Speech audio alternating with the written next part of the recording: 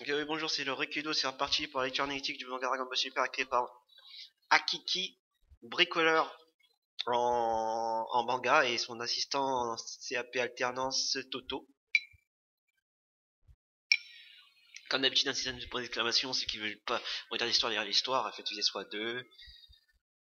Après, quand vous écoutez, puis après répétez, c'est normal, fois deux, etc.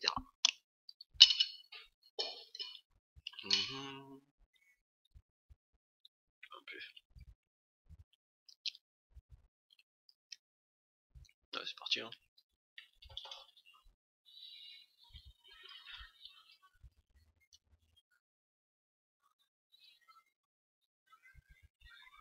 Putain.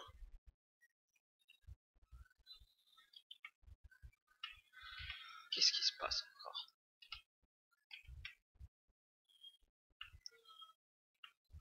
Ah, ça tape deux fois.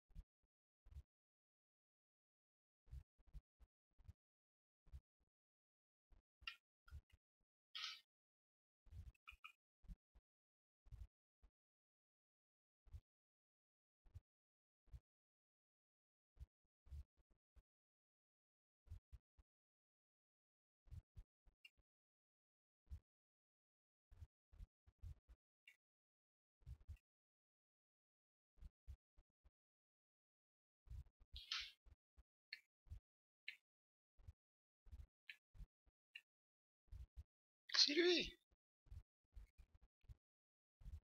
Regardez, il est trop mignon. Il regarde ce petit poisson.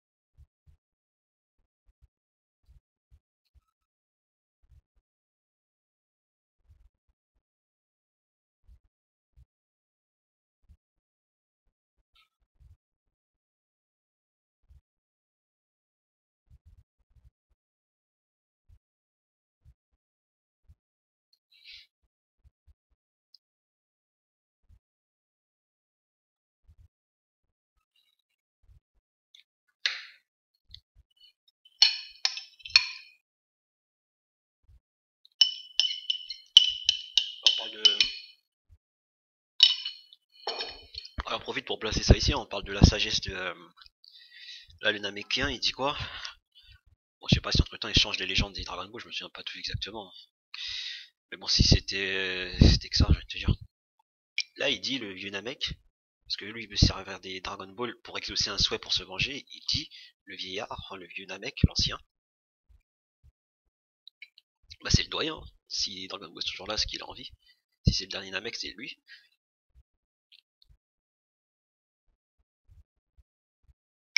Il dit à l'origine, les Dragon Ball faisaient partie d'un rituel destiné aux braves guerriers Namek. Elles ne sont pas faites pour exaucer nos désirs les plus égoïstes. C'est pas ça ce que j'ai vu. Je sais pas si je peux en parler, je peux me permettre d'en parler. Euh... Bon, j'ai pas cité de nom, au pire je coupe au montage si je. À la fin de mon argumentation, enfin, à la fin de ce que je vais dire, je juge que je peux. Enfin, que c'est un peu déplacé de dire ça. J'ai vu ça s'appelle quoi, une story, un réel, je sais pas comment on appelle ça, un flash sur YouTube, d'une personne qui parlait des haricots sensu dans Dragon Ball. J'en avais parlé, mais je sais plus, j'avais parlé exactement du problème des haricots sensu aussi dans Dragon Ball. Il y a un problème avec les haricots sensu, ils en ont jamais assez. Je sais plus si j'en ai parlé ou si j'avais prévu d'en parler, attendant le moment d'en parler, et finalement j'ai oublié parce que j'ai pas eu le moment d'en parler, parce que j'attends les moments d'en parler pour en parler, donc je sais plus si j'en ai parlé ou pas. Enfin bref.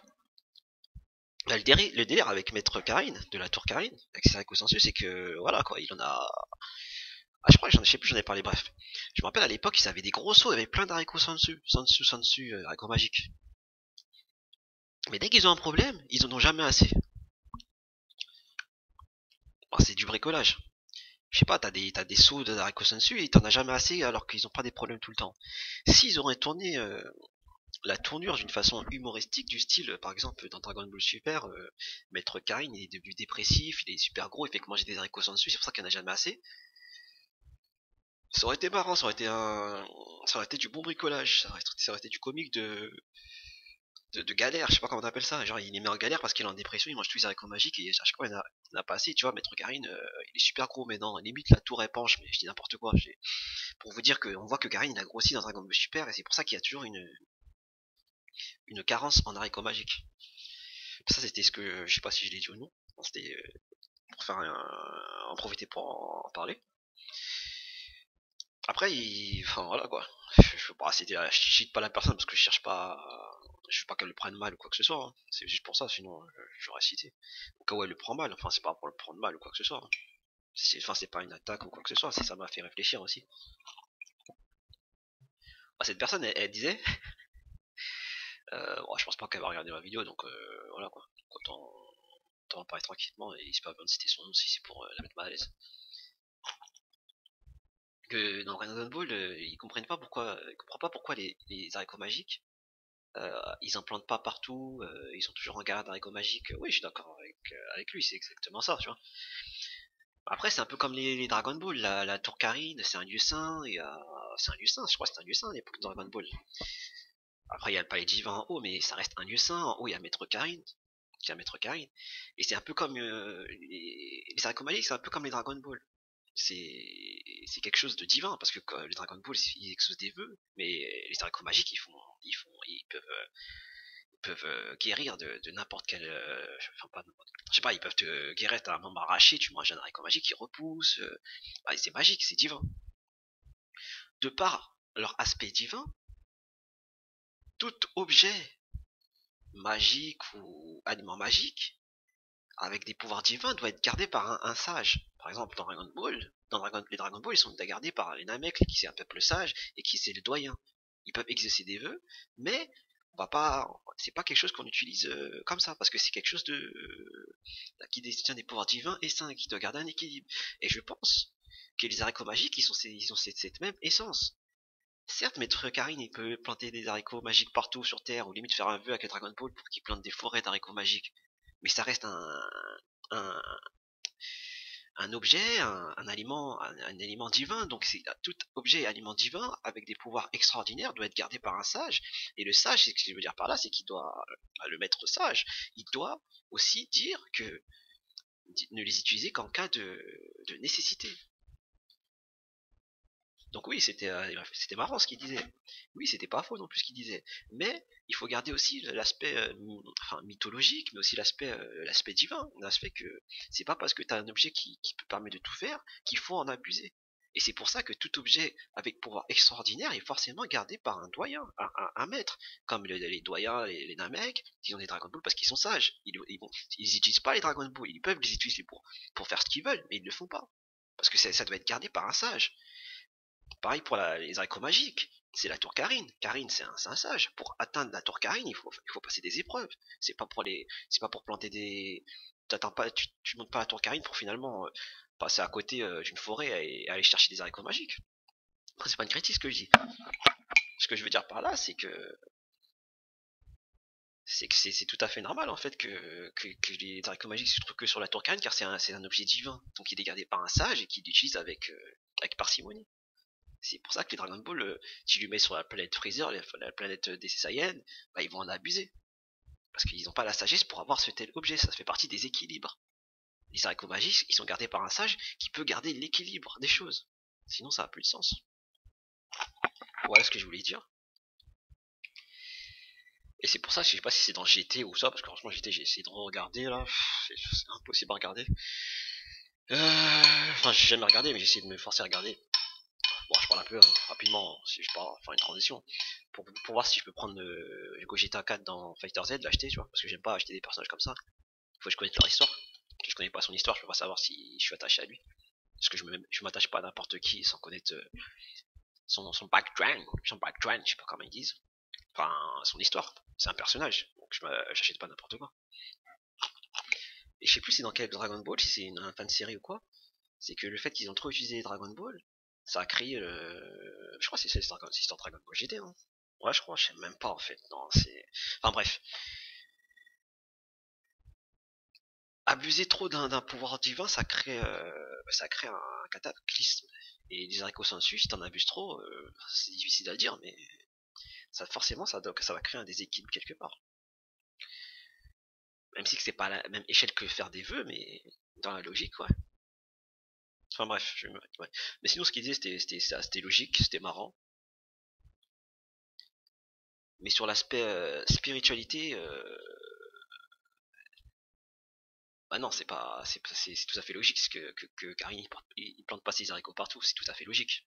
Sinon, l'aspect divin il disparaît, ça a plus qu'un sens. C'est comme les Dragon Ball, c'est comme si tu les utilises tout le temps. Sinon, c'était marrant et c'était assez logique. Mais c'est cet aspect spirituel qu'il fallait connaître aussi. Après, on peut pas tous connaître, hein. Les choses qu'on connaît et qu'on connaît pas, hein. Je connais pas tout non plus.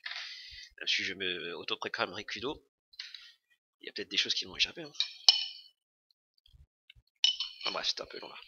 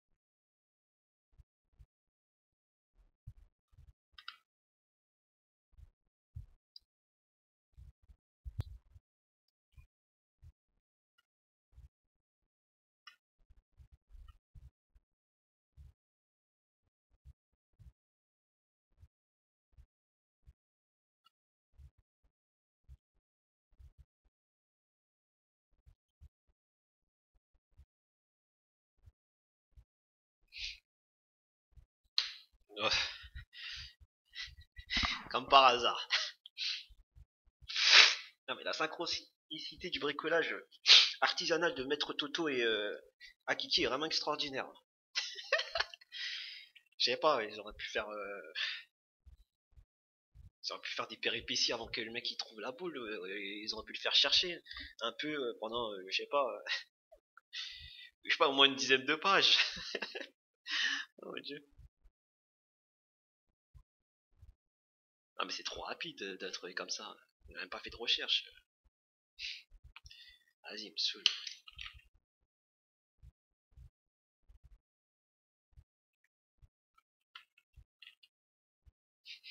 Trop nul.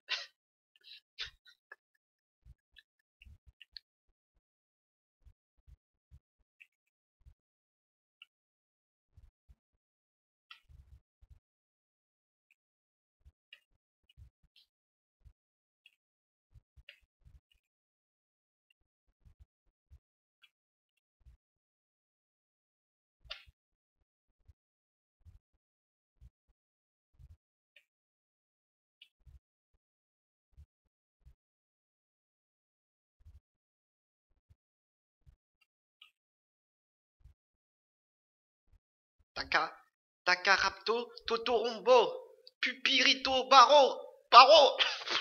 T'es ouf. Je sais pas qui a écrit ça. Ouais, stylé.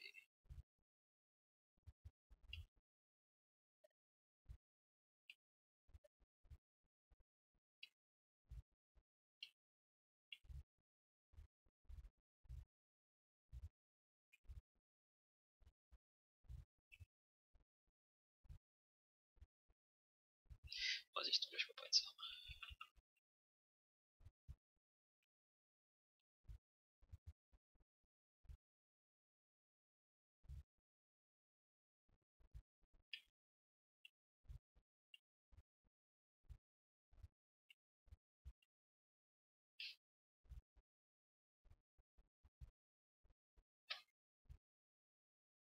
Fais-moi de moi le plus puissant guerrier de l'univers.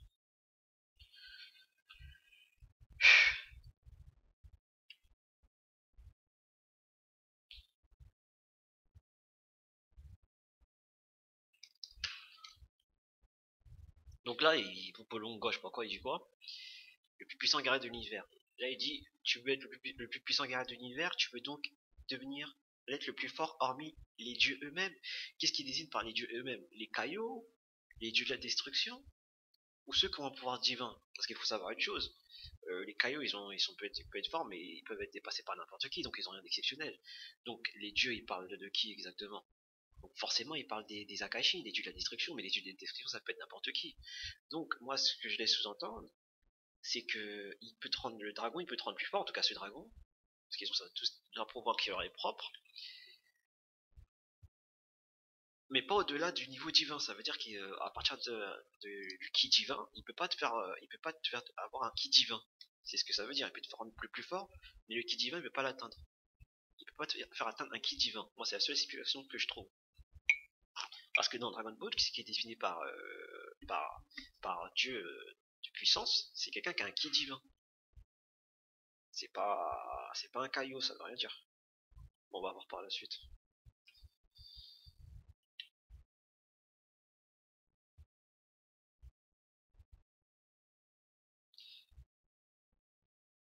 Donc là, il dit je peux te rendre plus fort, mais pas au-delà de ton potentiel latent. Là, c'est paradoxal ce qu'il vient de dire. D'un côté, il dit le puissant guerrier de l'univers, tu veux donc devenir l'être le plus fort parmi les dieux eux-mêmes. Ça veut dire que il peut te faire atteindre un niveau de puissance qu'il a choisi, enfin, une certaine limite. Mais là, il lui dit juste après, mais pas au-delà de ton potentiel latent. Ah bref, pas la tête.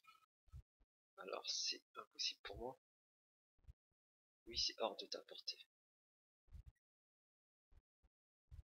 Merde, dans ce cas, c'est inutile. Bon, on va pas se prendre la tête.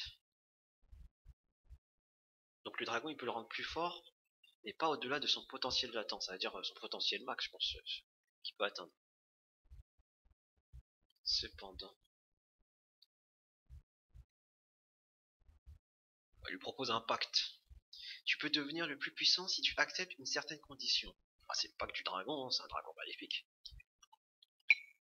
C'est un dragon maléfique. Mais cette décision t'appartient. Tu peux devenir plus fort que n'importe qui, je vais faire n'importe quoi. Ouais, c'est un pacte. Bon, on va voir pour la suite, hein, on va pas trop parler.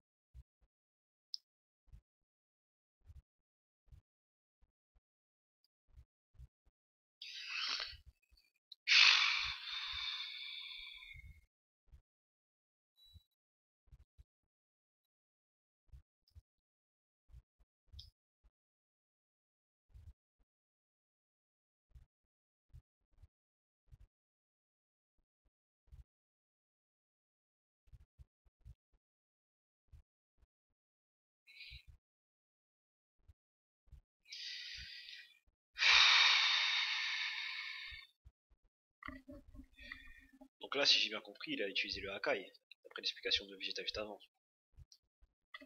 Donc s'il a utilisé le Hakai, c'est qu'il a atteint un niveau de dieu de la destruction, puisque c'est une technique de dieu de la destruction. Et juste avant, il lui a dit qu'il peut pas lui faire atteindre le niveau de dieu de la destruction. Après, juste après, il lui dit qu'il peut lui juste aller à son potentiel latent. Après, juste après, il lui dit tu peux devenir le plus fort à une condition. C'est quoi, je vais pas me prendre la tête. Le dragon, il a que 2 boules.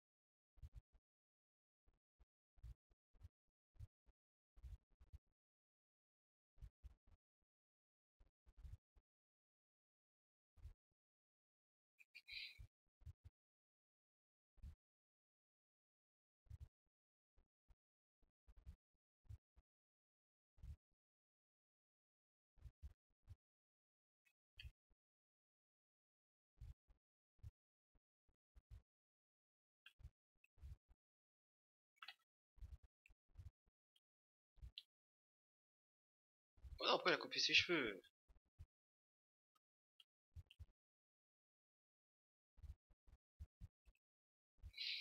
Il aime bien tout gâcher. Je sais pas, Dragon Buster, il aime bien tout gâcher.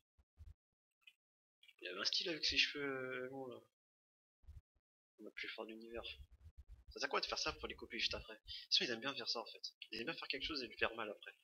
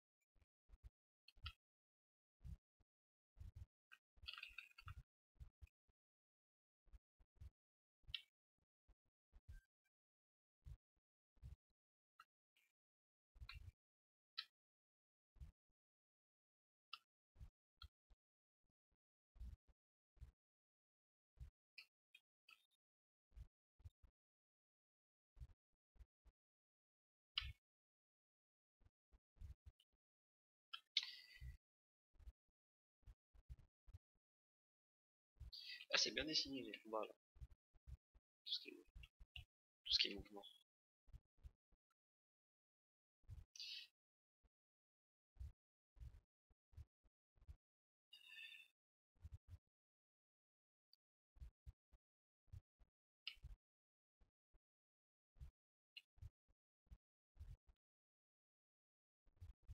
J'ai rien dit.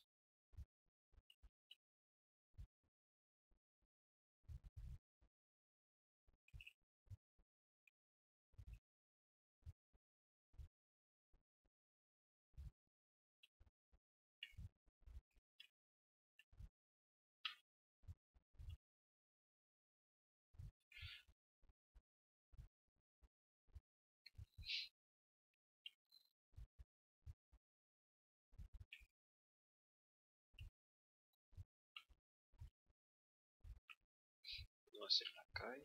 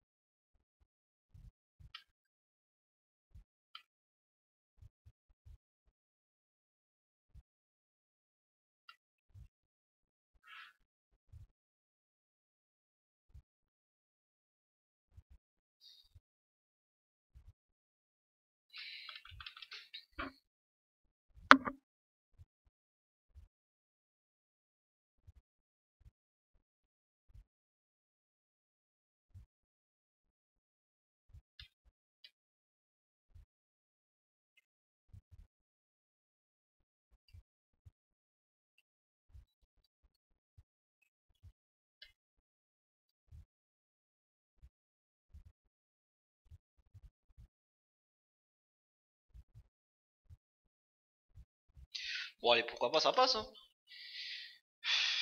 Le mec, il a une espérance de vie de 200 ans, là, il a la cinquantaine, on va dire, il a 47 ans, il lui reste 3 ans à vivre. Toute son énergie de 150 ans, il a accumulé, donc pourquoi pas, il a atteint un niveau de le plus fort, pourquoi pas. C'est comme si tu dis dans 150 ans, à quel niveau aura Sangoku. Dans 150 ans, Sangoku, il aura 100 fois plus le niveau que Granola. Donc c'est un peu cohérent, dans le sens où il est certes fort, mais il n'a pas le niveau potentiel, enfin le niveau potentiel d'expérience de, par exemple, d'un Sangoku. Dans 150 années d'entraînement. La preuve, pour battre Freezer, il a fallu qu'il sacrifie 150 ans.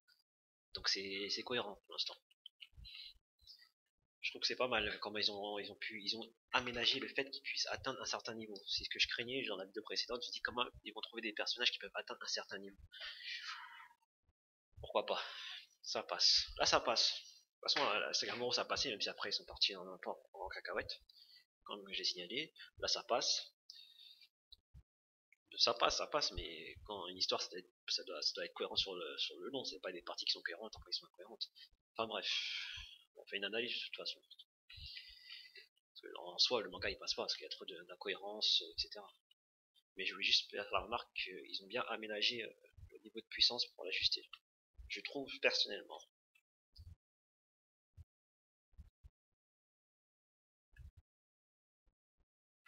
Je pense être fini, ça fait un moment. On se dit à plus tard.